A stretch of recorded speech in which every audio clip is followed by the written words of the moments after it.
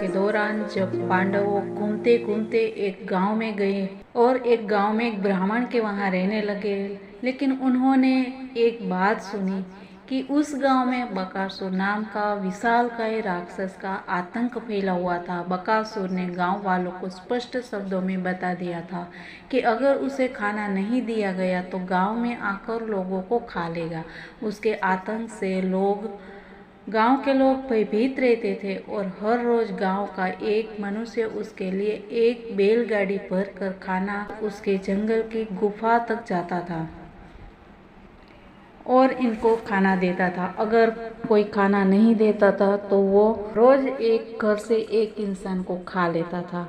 इस प्रकार उसका बहुत ही आतंक फैला हुआ था। तो इसके साथ ही नमस्कार मेरे सनातनी परिवार, हम हिंदुस्तानी चैनल पर आप सभी का बहुत बहुत स्वागत है। मित्रों, क्या आप जानते हैं कि इतिहास और शास्त्र हमें क्या सिखाता है? तो आज हम चर्चा करेंगे उसी विषय पे। तो मित्रों, एक बार चैनल को सब्सक्राइब नहीं किया है तो कर लीजिए और बाजू वाले बेल आइकन को प्रेस करना मत भूलना। तो मित्रों, चलिए शुरू करते हैं कि इतिहास और शास्त्र हमें क्या सिखाता है। इनसे हमें सीख मिलती है। सभी घटनाएं जो है ना, उसमें कुछ ना कुछ संदेश छिपा रहता है।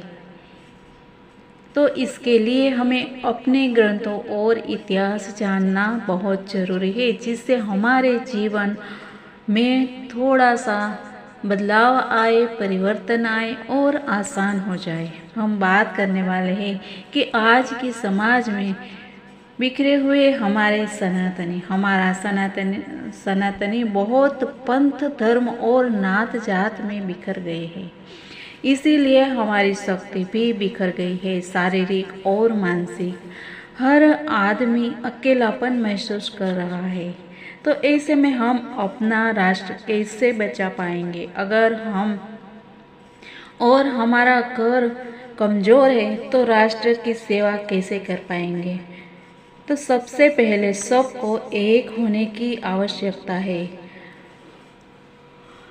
अभी जो हम सुन रहे हैं गजवाए हिंद और क्या क्या, तो मित्रों, हमारा देश है वो दिनों दिन छोटा होता जा रहा है। पाकिस्तान, अफगानिस्तान, बांग्लादेश आदि कितने देश में से हिस्सा है वो। अभी जो बचा है उसको संभालना है। पर दुख इस बात का है कि आज भी लोगों की नींद नहीं खुलती है।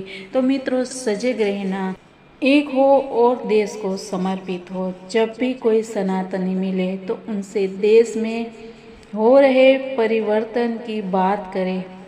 अकेले रहोगे तो समस्या आने पर कौन खड़ा होगा साथ में? इसके लिए चलो हम महाभारत की ही घटना याद करते हैं। मित्रों, उस समय राक्षसों का त्रास था और अभी के समय में आतंकवादी या विधर्मी का त्रास है। पर महाभारत काल में पांडवों की एकता थी, एक दूसरे के साथ थे। दूसरा, माता का और गुरु का आशीर्वाद था। और तीसरी बात, धर्म यानी कि कृष्ण का साथ था। तो आज का संदेश यही है कि तीनों अगर आ जाए तो शक्ति बढ़ जाएगी और हम स्वयं को, परिवार को, देश और राष्ट्र को बचा पाएंगे, रक्षा कर पाएंगे। तो क्या थी बात महाभारत की, आइए जानते हैं।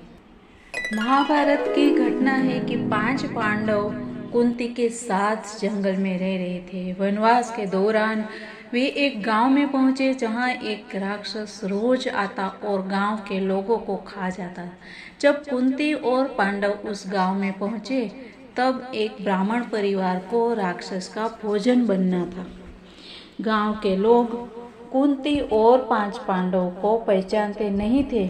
जब कुंती को यह बात मालूम हुई तो कुंती उस ब्राह्मण से बोली कि आपका छोटा सा परिवार है, आज आप अपने परिवार के साथ राक्षस के पास ना जाएं। आज मेरा एक बेटा उस राक्षस के पास जाएगा। ब्राह्मण बोला कि ये बात सही नहीं है, मैं अपने परिवार को बचाने के लिए किसी और की बलि नहीं दे सकता हूँ।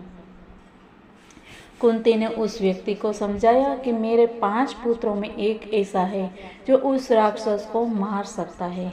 आप चिंता न करें, आज उस राक्षस से इस गांव को मुक्ति मिल जाएगी। कुंती ने भीम से कहा कि आज तुम उस राक्षस के पास जाओ और उसका अंत करो। ये बात सुनकर युधिष्ठिर ने कुंती से कहा कि ये बात ठीक नहीं है, आप अपने पुत्र को मरने के लिए भेज रही है। कुंती ने 5 पांडवों को समझाया कि तुम्हारी बात सही है, लेकिन मैं जानती हूँ कि भीम बहुत बलवान है और मुझे भरोसा है कि वह इस राक्षस का वध कर देगा। भीम की वजह से इस गांव के लोगों को राक्षस से मुक्ति मिल जाएगी। गांव के लोगों ने हमारी मदद की है और हमारा भी कर्तव्य है कि इनकी मुसीबत में हम इनकी मदद करें। इसके बाद भीम उस राक्षस के पास गया और उसका वध कर दिया। इस प्रसंग में कुंती ने संदेश दिया है कि जब कोई हमारी मदद करता है तो हमें उसका उपकार याद रखना चाहिए और जब वह मुसीबत में हो तो हमें उनकी मदद करनी चाहिए।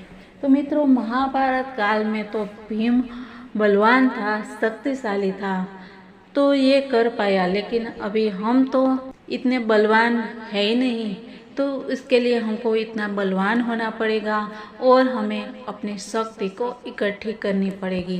तभी हम जो भी समाज और राष्ट्र के लिए कुछ गलत कार्य कर रहे हैं उनको हम दूर कर पाएंगे। तो इसके लिए आज का ये संदेश है कि एकता बहुत ज़रूरी है और इसके साथ धर्म हमेशा साथ होना चाहिए। जब भी हमारे साथ धर्म रहेगा तभी हमारी विजय जो है वो तय है। तो आज के लिए मित्रों इतना ही, कल मिलते हैं कुछ नई बातों के साथ। तब तक के लिए जय हिंद, वंदे मातरम, भारत माता की जय।